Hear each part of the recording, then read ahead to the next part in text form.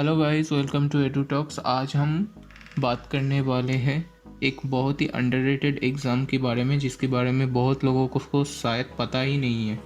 तो अगर आप आईआईटी से एमएससी करना चाहते हैं या फिर एमएससी पीएचडी का डुअल डिग्री करना चाहते हैं तो फिर आप ये एग्ज़ाम ज़रूर दीजिए। That's called JAM exam, joint admission test for MSc.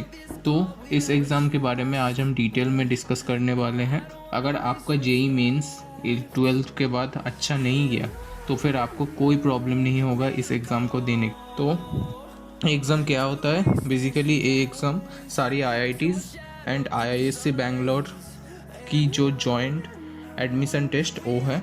ये एग्ज़ाम हर साल अलग अलग इंस्टीट्यूट कंडक्ट करवाता है। लाइक किसी साल आईआईटी, कोई आईआईटी कंडक्ट करवाया, किसी साल आईआईएससी कंडक्ट करवाया, ऐसे चलता रहता है। लाइक इस साल आईआईटी कानपुर ये एग्ज़ाम कंडक्ट करवा रहा है। ऑलमोस्ट 55,000 कैंडिडेट्स ये एग्ज़ाम देता है हर साल। तो आप देख सकते हैं यहाँ पे कंपटीशन थोड़ा कम है जॉइंट की मुताबिक।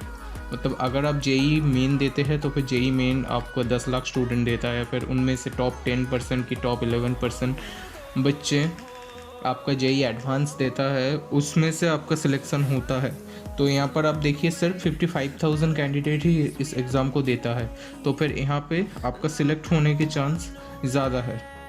ओके, देन आते हैं नेक्स्ट स्लाइड में जो है आपका एलिजिबिलिटी क्राइटेरिया। मतलब अगर आप एक एग्ज़ाम देना चाहते हैं तो फिर आपको क्या क्या रिक्वायर्ड रहता है। आपको 55% और 5.5 का CGPA और CIP जो होता है वो रहना चाहिए जनरल और OBC, ये दो कैंडिडेट के लिए। अगर आप PWD SC ST हो तो फिर आपका 50% और 5 CGPA भी चलेगा। ऑब्वियसली आपको बैचलर्स डिग्री तो होना ही चाहिए, वरना आप जैम नहीं दे सकते। देन आते हैं इसका एज लिमिट। तो अभी तक जैम की ऑफिशियल वेबसाइट ने कोई एज रिस्ट्रिक्शन नहीं लगाया। ओके, देन आते हैं इस एग्ज़ाम के थोड़ा हाइलाइट्स में। एग्ज़ाम हर साल एक बार कंडक्ट किया जाता है, या ऑनलाइन CBT मोड में होता है। 3 घंटे का एग्ज़ाम का ड्यूरेशन होता है। इस एग्ज़ाम के रिजल्ट की बेसिस पे आपको 43 कॉलेजेस मिलता है एडमिशन के लिए। ओके, और ये इन लोगों का ऑफिशियल वेबसाइट है इस साल के लिए jam.iitk.ac.in। आप जाके और डिटेल्स इस वेबसाइट से चेक कर सकते हैं। देन आता है इस एग्ज़ाम की कुछ और डिटेल में। ये एग्ज़ाम बेसिकली इंग्लिश लैंग्वेज में कंडक्ट किया जाता है। इस एग्ज़ाम में आपको 3 टाइप की क्वेश्चंस मिलते हैं।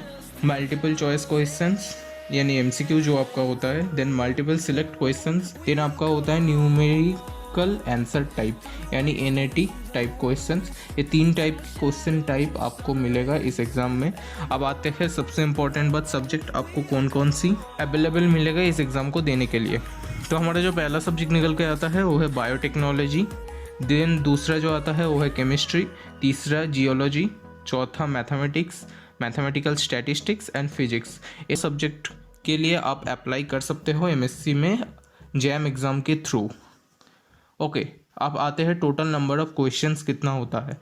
आपका 60 क्वेश्चंस टोटल मिलते हैं जैम एग्ज़ाम के लिए, जो टोटल 100 मार्क्स कैरी करता है। मतलब आपका 100 मार्क का पेपर होगा एंड आपको 60 क्वेश्चन का आंसर देना पड़ेगा। अब इसका नंबर डिवीज़न क्या होता है वो मैं आगे स्लाइड में डिस्कस करूँगा। Okay, now come to the exam duration. ये एग्ज़ाम 2 सेशन में लिया जाता है। जो सेशन 1 होता है वो भी 3 घंटे का, सेशन 2 भी 3 घंटे का। सेशन 1 आपका 9:30 बजे से 12:30 तक होता है। इस सेशन में आपका जो पेपर आता है वो है बायोटेक्नोलॉजी, फिजिक्स, मैथमेटिकल स्टैटिस्टिक्स। ये 3 सब्जेक्ट का पेपर आपको 9:30 से 12:30 बजे तक देना पड़ता है। और जो आपका सेशन 2 है वो उसमें जो सब्जेक्ट्स आता है वो है केमिस्ट्री, जियोलॉजी, मैथमेटिक्स। और हाँ, एक बात तो बताना मैं भूल ही गया, इस एग्ज़ाम में आप 2 सब्जेक्ट के लिए अप्लाई कर सकते हैं। जिस सब्जेक्ट आप सिलेक्ट हो जाते हो उसी सब्जेक्ट में आप MSc कर सकते हो। ओके, तो फिर आपको सब्जेक्ट सिलेक्ट ऐसे करना पड़ेगा कि एक एग्ज़ाम आपका सुबह की शिफ्ट में हो और दूसरा एग्ज़ाम आपका जो नेक्स्ट शिफ्ट 2 है उसमें हो।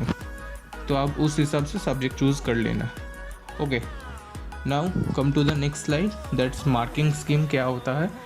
जैसे आप लोगों को पता ही है, मैंने बताया था 3 सेक्शन में क्वेश्चंस होता है। एक है मल्टीपल चॉइस क्वेश्चंस जो आपका MCQ होता है, उसमें आपको 10 MCQ मिलता है। 1 मार्क के और 20 MCQ मिलते हैं 2 मार्क के। और जो आपका सेक्शन बी होता है, जो मल्टीपल आंसर्स आपको सिलेक्ट करना पड़ता है, उसमें आपका 10 क्वेश्चंस होता है। और जो NAT यानी न्यूमेरिकल आंसर टाइप क्वेश्चंस होता है, उसमें भी 10 क्वेश्चन आपका 1 मार्क का एंड 10 क्वेश्चंस आपका 2 मार्क का होने वाला है। यही है हमारा डिटेल ऑल इस एग्ज़ाम के बारे में। अगर आपको इस एग्ज़ाम के बारे में और कुछ जानना है तो फिर आप मुझे नीचे कमेंट करके बताइए, मैं ज़रूर ट्राई करूँगा आंसर देने के लिए। वीडियो को लाइक शेयर एंड कमेंट ज़रूर कर देना एंड चैनल को सब्सक्राइब करना। ओके गाइस, मिलते हैं नेक्स्ट वीडियो तक। I live inside my own world of make-believe. Kids screaming in their cradles, profanities.